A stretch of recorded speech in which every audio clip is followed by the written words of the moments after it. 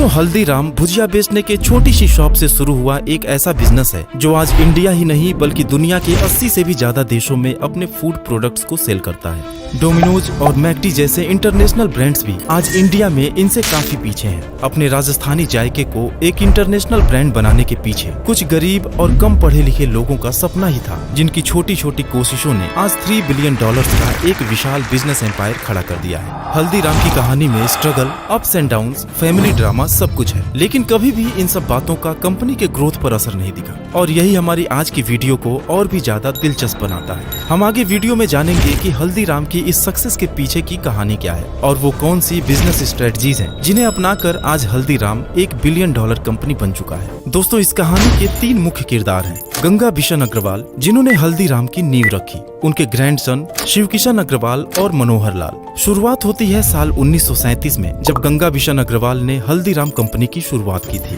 दरअसल उनके पिता तनसुख दास की राजस्थान के बीकानेर में एक छोटी सी भुजिया की दुकान थी और उसी दुकान से उनके घर का खर्च चलता था। गंगा बिशन अग्रवाल को उनके घर वाले प्यार से हल्दीराम कहकर बुलाते थे। बचपन से ही अपने पिता की मदद करने के लिए वह दुकान पर काफी समय दिया करते थे और खेलने कूदने की उम्र में भुजिया बनाने की रेसिपी को समझने की कोशिश करते थे। बीकानेर में उस समय भुजिया काफी पॉपुलर हुआ करता था और इसको बनाना भी मुश्किल नहीं था। हर गली मोहल्ले में बड़ी आसानी से ये मिल जाया करती थी और सबका टेस्ट भी लगभग एक जैसा ही होता था। इसलिए मार्केट में कंपटीशन क्वालिटी का नहीं बल्कि सिर्फ उसके प्राइस का था। गंगा बिशन अग्रवाल हमेशा से अपने पिता को भुजिया की रेसिपी में कुछ बदलाव करने का सुझाव दिया करते थे और खुद भी नए नए इंग्रेडिएंट्स के साथ भुजिया पर एक्सपेरिमेंट्स करते रहते थे। काफी चीजों को आजमाने के बाद आखिरकार वो एक ऐसे प्रोडक्ट को बनाने में सफल हो गए जो उस समय मार्केट में किसी के पास मौजूद नहीं था। दोस्तों, गंगा बिशन ने अपने पिता की भुजिया में कुछ ऐसे मेजर चेंजेस किए जिससे उनकी तकदीर ही बदल गई। इसमें उन्होंने पहला बदलाव ये किया कि भुजिया को बेसन की जगह मोठ की दाल से बनाने लगे।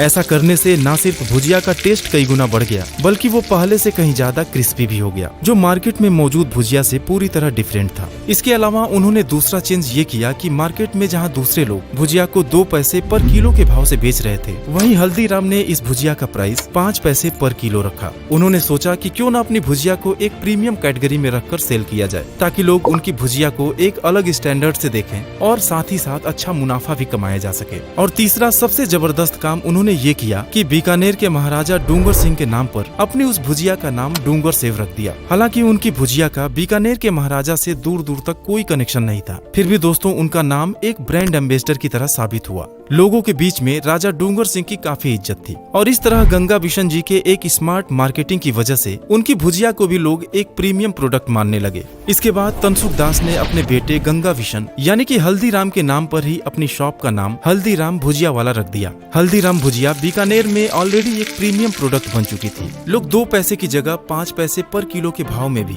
बिना हेजिटेशन उनकी भुजिया खरीद रहे थे, क्योंकि लोगों के दिमाग में ये धारणा बन गई थी कि 3 पैसे एक्स्ट्रा देकर वह एक हाई क्वालिटी प्रोडक्ट खरीद रहे हैं। इस तरह हल्दीराम जी का डूंगर सेव मार्केट में लॉन्च होते ही हिट हो गया और कुछ ही हफ्तों में उनकी सेल्स आसमान छूने लगी। हल्दीराम जी भुजिया जैसे कॉम्पिटिटिव मार्केट के लीडर बन गए और अपने दोनों बेटे मूलचंद और रामेश्वर लाल के साथ मिलकर बीकानेर के अलावा कोलकाता, नागपुर और नई दिल्ली में भी अपने ब्रांचेस शुरू कर दिए। लेकिन जब हल्दीराम जी की तीसरी पीढ़ी यानी कि ग्रैंड सन्स जब बड़े होने लगे तो और बिजनेस फैमिलीज की तरह उनके परिवार में भी विरासत को लेकर झगड़े शुरू हो गए। लेकिन हल्दीराम जी ने बड़े ही समझदारी से इन झगड़ों को भी सुलझा दिया और एक समझौते के अनुसार अपने दोनों बेटों और उनकी फैमिलीज को बिजनेस एरिया डिवाइड कर दिया।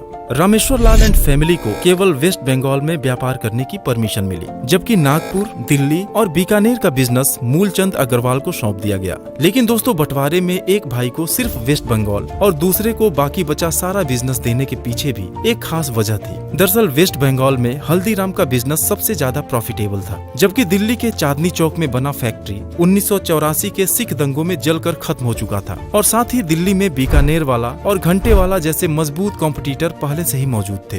दूसरी तरफ नागपुर में भुजिया कुछ खास फेमस नहीं था और हल्दीराम की मार्केट में कोई अच्छी पकड़ भी नहीं थी। मामला सुलझने के बाद पूरा अग्रवाल परिवार फिर से बिजनेस को आगे बढ़ाने में लग गया। और दोस्तों, अब कहानी में एंट्री होती है दूसरे सबसे इम्पोर्टेंट कैरेक्टर शिव किशन अग्रवाल जी की, जो इस कंपनी को ऐसे लेवल पर ले गए जिसे किसी ने सोचा भी नहीं था। शिव किशन जी ने अपना फैमिली बिजनेस तो 60s में ही ज्वाइन किया था, लेकिन टेरिटोरियल डिवीजन के बाद उन्होंने अपना फोकस नागपुर के बिजनेस पर किया, जिसको आगे बढ़ाने के लिए उन्हें काफी स्ट्रगल भी करना पड़ा।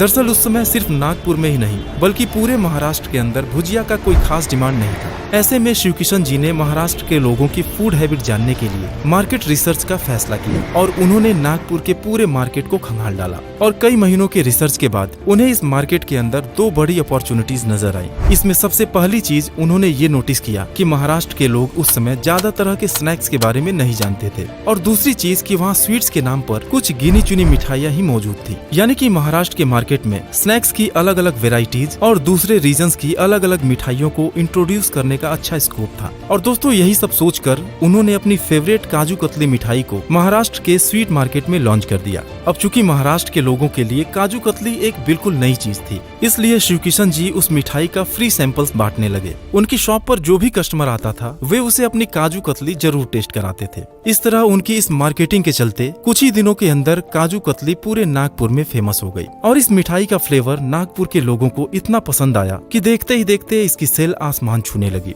अब समय आ गया था कि काजू कतली के अलावा और भी स्वीट्स को मार्केट में उतारा जाए, और फिर उन्होंने महाराष्ट्र के लोगों को बीकानेर और कोलकाता की दूसरी फेमस मिठाइयों से भी इंट्रोड्यूस करा दिया। स्वीट्स के बाद अब बारी थी अपने स्नैक्स को भी मार्केट में उतारने की, लेकिन इसे भी सीधे कस्टमर्स के सामने नहीं परोसा गया। दरअसल उन्होंने देखा कि नागपुर के लोग साउथ इंडियन स्नैक्स जैसे इडली और डोसा को काफी ज्यादा पसंद करते हैं, इसलिए कस्टमर्स को अपनी शॉप पर केवल लाने के लिए उन्होंने खुद का एक साउथ इंडियन रेस्टोरेंट शुरू कर दिया। और जब बहुत सारे लोग उनके रेस्टोरेंट में आने लगे तो उन्होंने धीरे धीरे अपने मेन्यू में समोसा, कचौड़ी और छोले भटूरे जैसी चीजों को भी ऐड करना शुरू कर दिया। इस तरह शिवकिशन जी ने पहले लोगों का भरोसा जीता और फिर उन डिशेस को लोगों के सामने पेश किया जो महाराष्ट्र में किसी के पास नहीं थी। और इन जबरदस्त बिजनेस स्ट्रेटजीज और टेस्टी प्रोडक्ट के चलते अगले कुछ सालों में हल्दीराम की सेल्स कई गुना बढ़कर नई ऊंचाई पर पहुंच गई। दोस्तों अब इस बात में कोई शक नहीं है कि हल्दीराम को इस मुकाम तक पहुंचाने में शिवकिशन जी का योगदान काफी ज्यादा अहम रहा था। लेकिन अब हल्दीराम की सक्सेस जर्नी में तीसरे और सबसे अहम किरदार के बारे में जिक्र करना भी काफी जरूरी है, जो हल्दीराम को इस लेवल से भी ऊपर लेकर गए और इंडिया के अलावा दुनिया भर के देशों में इस ब्रांड को पॉपुलर बना दिए।